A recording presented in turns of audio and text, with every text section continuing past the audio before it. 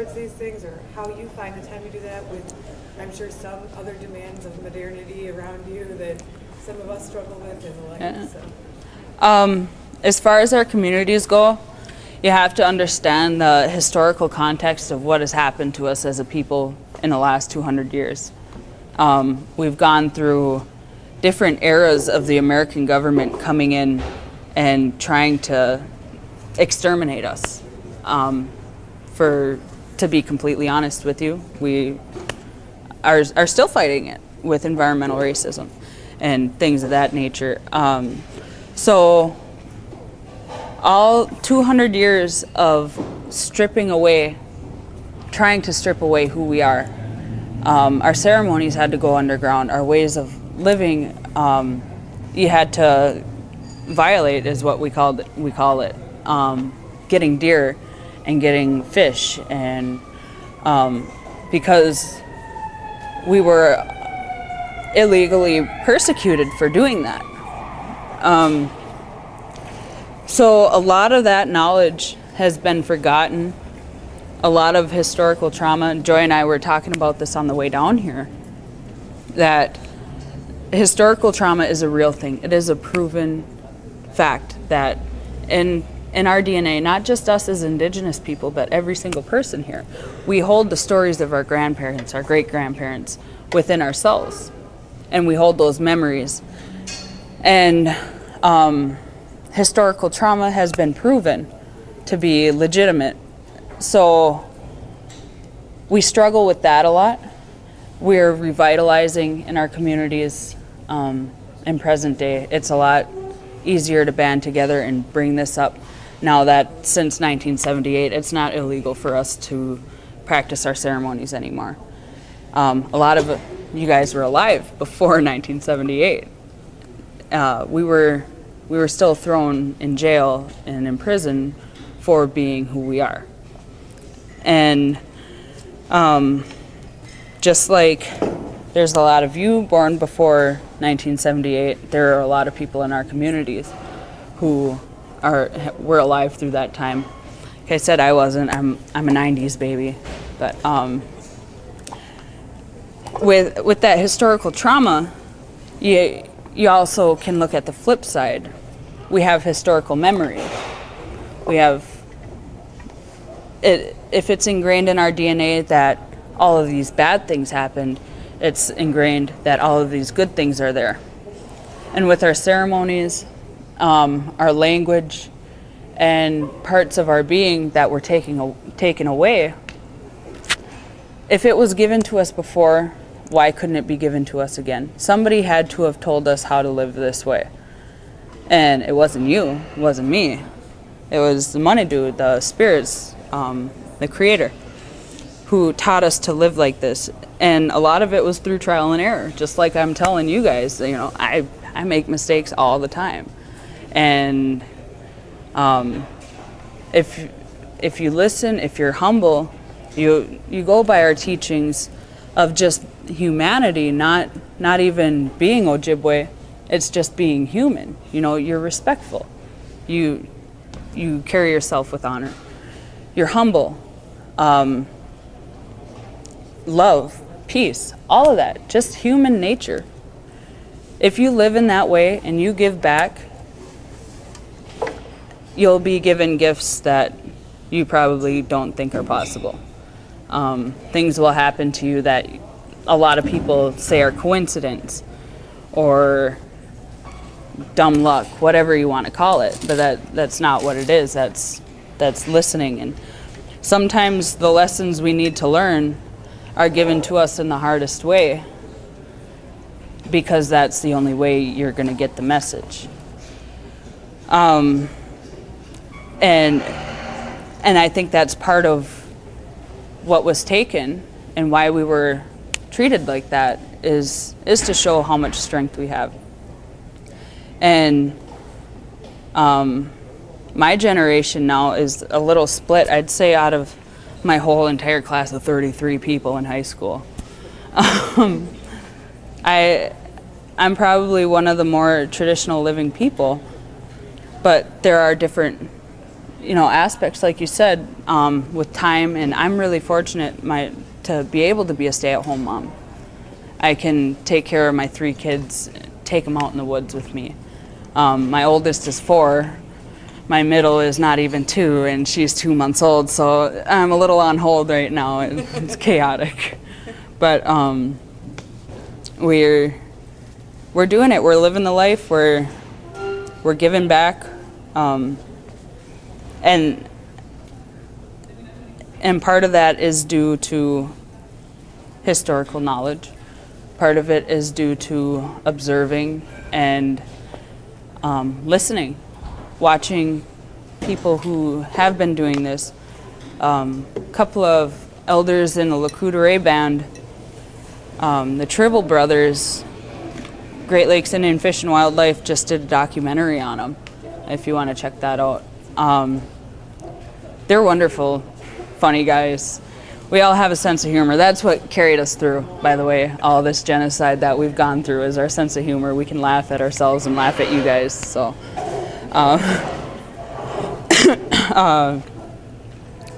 they're the ones who kind of set in motion the LCO case. They had their winter spears. They knew they could spear within the reservation boundaries. But they planned it out. It wasn't like just on a whim, They discussed it amongst themselves and amongst lawyers for probably a year before they did it. And they're like, all right, well, we're just going to cross this line and we're going to do it. That's just it. And here we are now. We have our hunting season that legally starts for day after Labor Day for off-reservation, and goes until January 31st. But in our teachings, we can do it once the fireflies are out. That's when all the does have had their babies by then. And a lot of people hunt. There are a lot of hunters around. There are a lot of people who rice. People see berries, they pick berries, but a lot of the medicinal plants and the medicines that are in that book and how you prepare them, there's a real, I wouldn't call it a struggle, but there's not too many people that do that anymore. You talked about the snow. There's not snow now. Mm-hmm. Should be, maybe said a few other things. Can you say something about what you've perceived as the climate's changing effect on your food system, or how you see it going? This year is a hard year. We have had some very extreme weather where we are at. I don't know how it was down here this year, but we had a late frost in the spring after the apple blossoms were blooming, after the blossoms for the acorns were on the trees. A lot of these different plants who start in the springtime to get their fruits froze. That we had a late frost, so it froze and the crops did not do well. Hardly any acorns this year, so that means that the deer are moving differently, they're eating differently. Also, we had a flood in July, and then another pretty big rain, a week later? And that knocked down a lot of the rice. We had a similar flood up there, 1940s, wasn't it? And that keeps me hopeful, because there was a flood just like the one we had, 12 to 16 inches of rain in 5 hours we got. And the rice just couldn't handle it. I mean, there was some, but not like it usually is. And our rice crop has been declining yearly. And that's not only due to the climate, but one of the things that brought Joy and I together is proposed mine they had in the Pinokies. And we spent a good 2-3 years fighting that, and it was a lot of fun, but it was big work, you know. Pollutants to our water, runoff, agriculture, climate increase, it affects everything. Everything we eat. Fish 2 years ago spawned under the ice, so we didn't have a very good walleye harvest that spring. But okay, back to what keeps me hopeful is in the 40s when we had that flood, the rice came back. We had rice again after that. And the way it seeds is it can lay dormant in the muck for a couple of years and sprout again.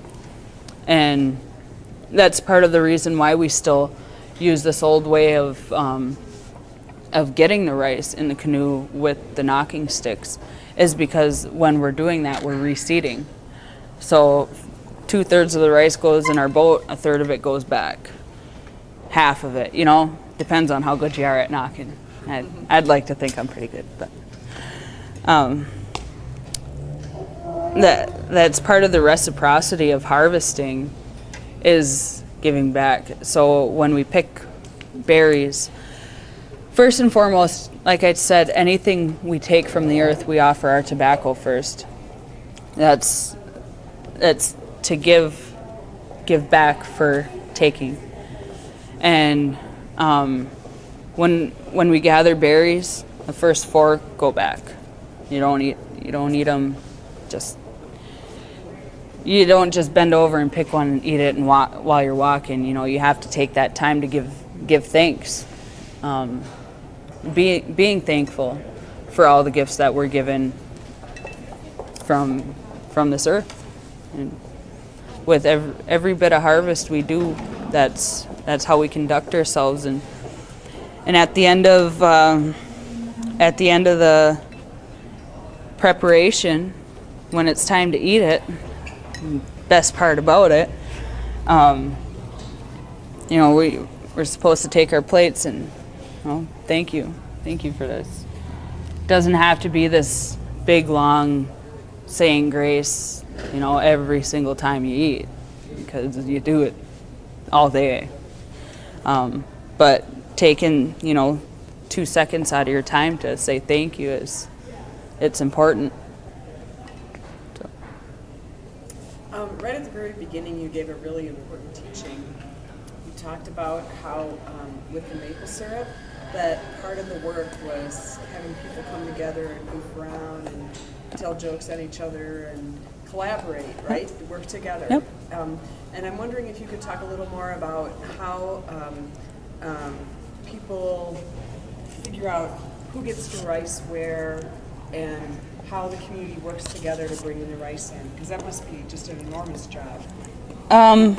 Old times, families would have just plots that they'd kind of claimed, you know.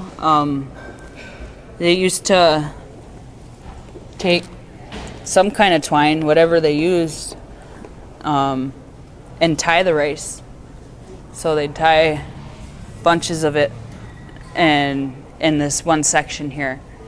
And this is the Gokees, that's the Brizettes, that's the Nuwagos, you know. That there's you just knew and were respectful of each other's territory. When you weren't, yeah, we'd bicker. I mean, we're human, you know. we didn't get along all the time, just like we don't now. But that doesn't mean you gotta, I don't know, be mean about it. Nowadays, you kind of just go out, with ricing anyway. You go out. With hunting, it's hard not to step on other people's toes because of how little land we have left. I'm going to go into treaty rights a little bit since you brought this up. Our treaty rights, are the rights to hunt, fish, gather, and I think we should have a lot more than we are claiming right now, because in our treaties we've retained the rights to usual occupancy in the territory ceded. That's the language that's used. So when you think of the rights of usual occupancy, what do you think of?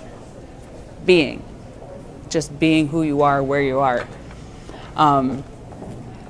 So what Great Lakes Indian Fish and Wildlife Commission does is they are the regulating agency. They are our DNR. And so public lands in the ceded territory, which is about the northern third of the state of Wisconsin, the Arrowhead region of Minnesota, and the UP of Michigan.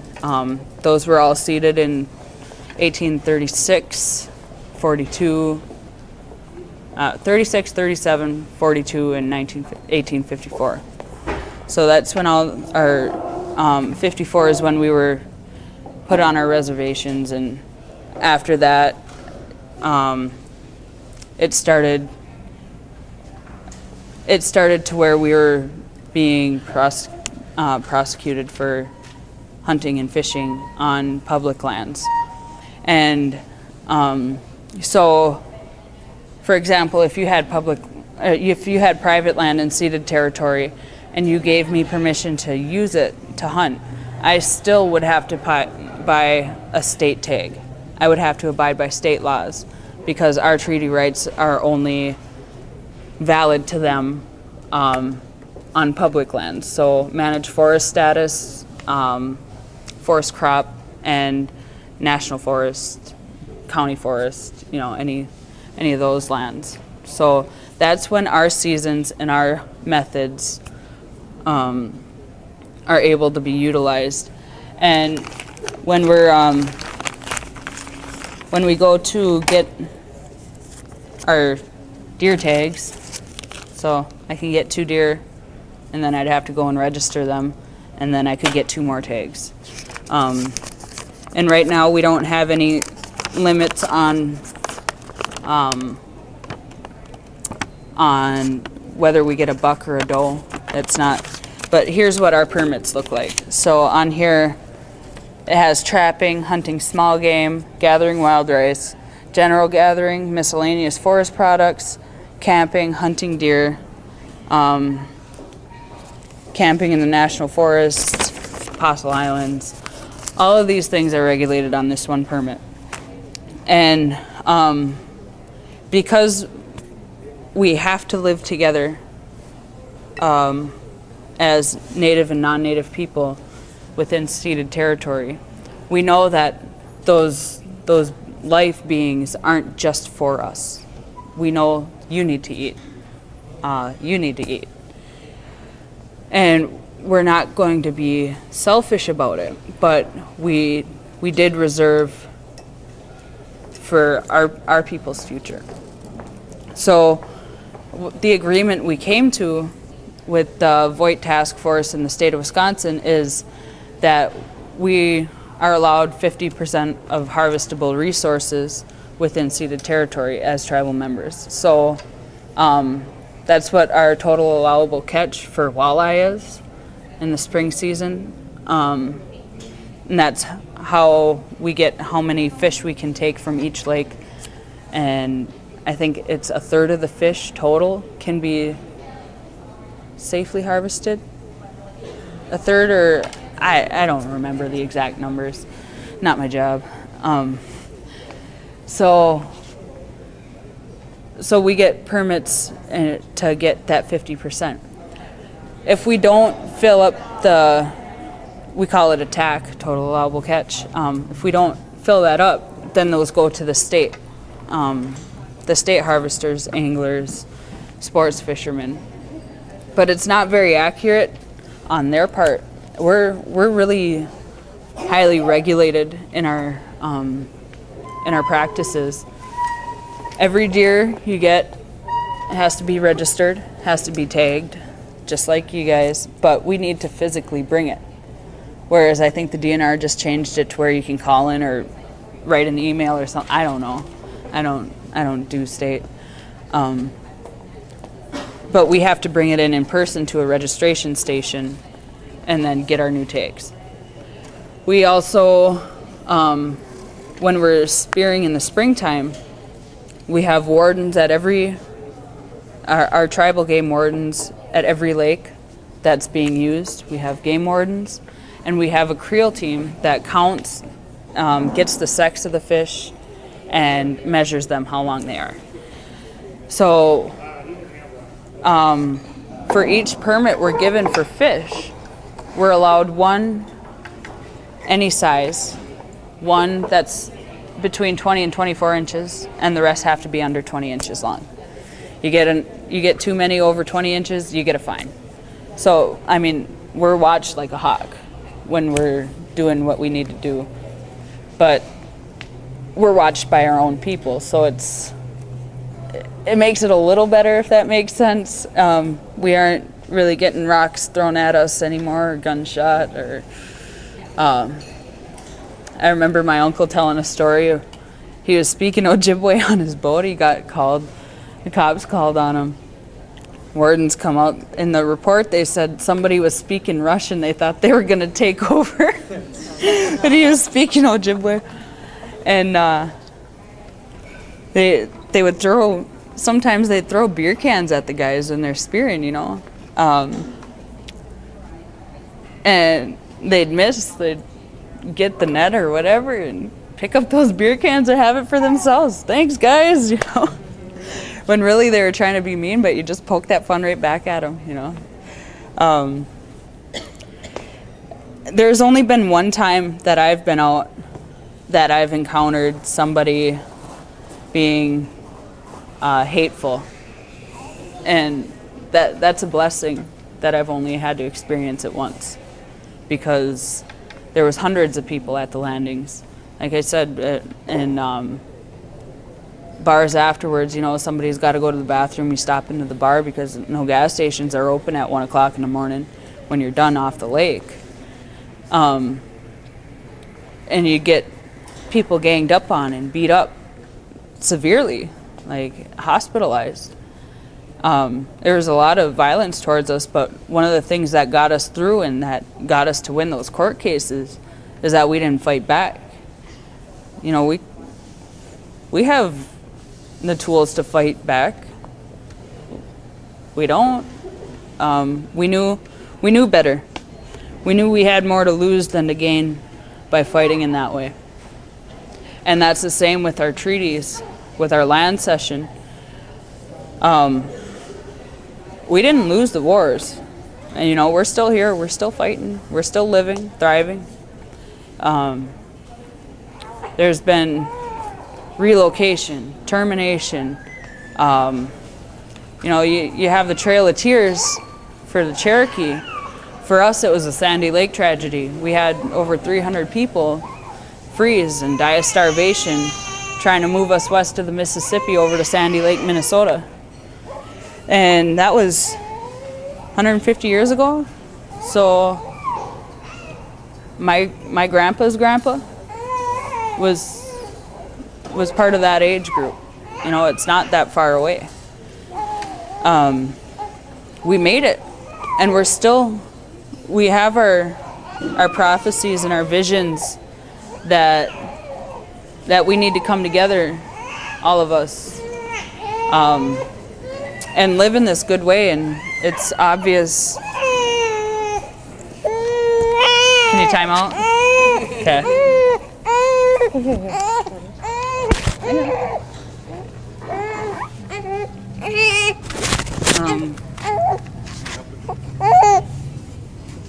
With the mic? Okay, yeah. She's not going to stop till she gets her. Gets her food. So, I'm almost done. Here you go. Throw the mic back on. Okay. Technical difficulties. Sorry, I'm starting to cry from my area. So,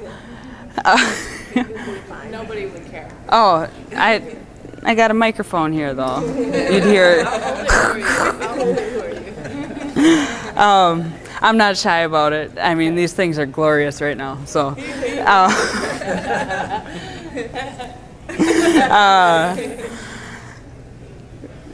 I forgot where I was now. Sorry.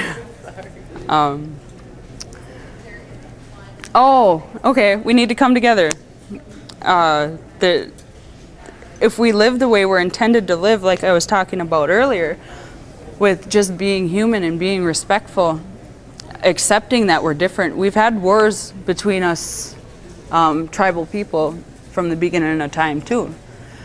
But what was more honorable in a war between us was to be able to go up and touch your enemy and say, I could have killed you right now. But I didn't. And that was more honorable than to actually do it. And our wars weren't over our beliefs, where you get the Crusades, and like what happened here with the missionaries coming in, trying to spread this religion and this different way of life. That's not what ours were about. Ours were about territory, about eating food. And our migration was a story that developed over 2,000 years. And that's how the Sioux got pushed further west from us. We accept what other people believe. If you believe in a creator, if you don't, as long as you're respectful to us, we are to you. And if you are battling, do it in an honorable way, instead of going in and attacking women and children. You know, man to man, you'll do it. And we have different roles as women and men in our societies. And they kind of overlap a little bit. I was telling Joy earlier, it's like a Venn diagram where some things strictly men do, some things strictly women do. And there's things that we both do. The further you go into the men's side, the less women do that. And our wars are one of them. You know, it's not that we didn't have women warriors, it's just we don't, it's not often. And by the way, men did the beadwork, just so you know. Men beaded. So that's part of our prophecy here, is that we're all going to come together and be as one for the sake of the earth, for the sake of each other, and stop these damaging practices in the name of a dollar. That's what you're seeing out at Standing Rock right now, is that's what this time is. This was prophesized 200 years ago. It was said that it would come to this time, and it wasn't just Ojibwe people. It was so many indigenous people had this very similar prophecy. And it's not that that's the way it's going to be. It's that you have choices. If you take this road, this is going to happen. If you take this road, destruction. You know, the paved road and the red road, you know, is kind of the choices we have to make. And there are going to be a lot of people who make the wrong choice. And it's said that we're going to have another flood. And a flood doesn't necessarily mean water. That's just how we remember it from the last time it happened. You know, people weren't living right. A flood came, swept through, nourished, rid the earth of all the awful things that were going on. So that's our frame of reference, was a flood. So that's just why we call it the next flood. But the ones who hang on to that way of life, of giving back, not taking more than you need, not being selfish, being humble, caring about one another, forgiving, and that doesn't mean you don't make mistakes either. So nobody's perfect. Keep that in mind. The ones who keep on that path are the ones who are going to be spared from that, and then we'll have to re-emerge from where left off, I guess. No, not from where we left off, from where we started. From the last time, that's what I'm saying. Time is cyclical. You know, this is gonna happen again, and it's a scary time. It's not gonna be easy for anybody. But it's also a time of hope, and a time to come together and set aside those differences. Maybe not even set them aside, utilize them. And that's part of what a society is like I said, I can't cook beaver worth anything, but I have an auntie who can. Come on, you come cook beaver, I'll get it for you. You know, we all have our different roles in a community, but none of us can be lazy in that. And that's about all I have to say about that. Pull a Forrest Gump on you.